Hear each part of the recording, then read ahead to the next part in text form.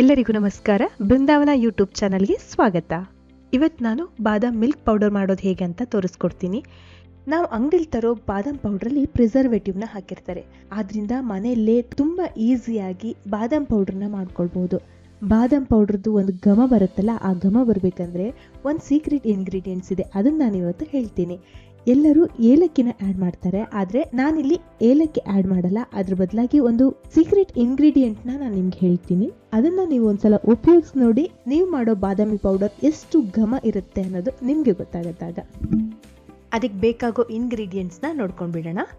50 gram ಅಷ್ಟು ಗೋಡಂಬಿ, ಒಂದು ಸ್ವಲ್ಪ ಅರಿಶಿನ ಪುಡಿ, ಆಮೇಲೆ ಸ್ವಲ್ಪ ಕಾಳುಮೆಣಸು, ಒಂದು 200 ಗ್ರಾಮ್ ಬಾದಾಮಿ,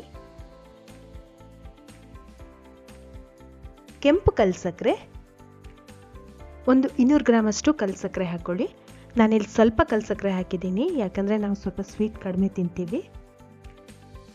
ಸೀಕ್ರೆಟ್ ಇಂಗ್ರೀಡಿಯೆಂಟ್ ಜಾಕಾಯಿ, ಜಾಪತ್ರೆ ಅಂತ ಹೇಳ್ತೀವಲ್ಲ, ಅದರದ್ದೇ ಕಾಯಿ ಇದು. ಇಷ್ಟು ಬಳಸೋಕ್ಕಿಲ್ಲ, ಇದರಲ್ಲಿ ಸ್ವಲ್ಪ ಬಳಸಿದ್ರೆ ಸಾಕು. ನಾನಿಲ್ಲಿ ತೋರಿಸ್ತಾ ಇದ್ದೀನಲ್ಲ, ಇಷ್ಟೇ ಸ್ವಲ್ಪ ಉಪಯೋಗಿಸಿದ್ರೆ ಸಾಕು, ಅಷ್ಟೊಂದು ದೊಡ್ಡದು ಉಪಯೋಗಿಸೋಕ್ಕೆ ಹೋಗಬೇಡಿ. ಈಗ ಕಲ್ಸಕ್ಕರೆನ ನಾನು ಕುಟ್ಟಿ ಸ್ವಲ್ಪ ಪುಡಿ ಮಾಡ್ಕೊಳ್ತೀನಿ. ಇದನ್ನು ಮಿಕ್ಸಿಗೆ ಹಾಕಿ ಪೌಡ್ರ್ ಮಾಡ್ಕೋಬೇಕು, ಅದಕ್ಕೆ ಸ್ವಲ್ಪ ಕುಟ್ಟಿ ಇಟ್ಕೊತಾ ಇದ್ದೀನಿ. ಈಗ ಇಲ್ಲಿ ಮಿಕ್ಸಿಗೆ ಹಾಕಿ ಪೌಡ್ರ್ ಮಾಡ್ಕೊಳ್ಳೋಣ. ಇಲ್ಲಿ ಬಾದಾಮಿನ ಸ್ವಲ್ಪ ಬೆಚ್ಚಗೆ ಮಾಡ್ಕೋಬೇಕು. ಒಂದು 3 ನಿಮಿಷಗಳ ಕಾಲ ಹುರ್ಕೊಂಡು ಸ್ವಲ್ಪ ಬೆಚ್ಚಗೆ ಮಾಡಿದ್ರೆ ಸಾಕು, ತುಂಬ ಹುರಿಬೇಕಾದ ಅಗತ್ಯ ಇಲ್ಲ. ಅದೇ ಬಾಣಲೆಗೆ ನಾನು ಸ್ವಲ್ಪ ಗೋಡಂಬಿನೂ ಹಾಕಿಬಿಟ್ಟು ಅದನ್ನು ಹುರ್ಕೋತಾ ಇದ್ದೀನಿ. 1-2 ನಿಮಿಷ ಹುರಿದ್ರೆ ಸಾಕು. ಈಗಿಲ್ಲಿ ಕಲ್ಸಕ್ಕರೆ ಪುಡಿ ಮಾಡಿಕೊಂಡಿರ್ತೀವಲ್ಲ, ಅದೇ ಮಿಕ್ಸಿಗೆ ಅರಿಶಿನ ಪುಡಿ, ಕಾಳುಮೆಣಸು, ಜಾಕಾಯಿನ ಹಾಕಿ ಪೌಡ್ರ್ ಮಾಡ್ಕೋಬೇಕು.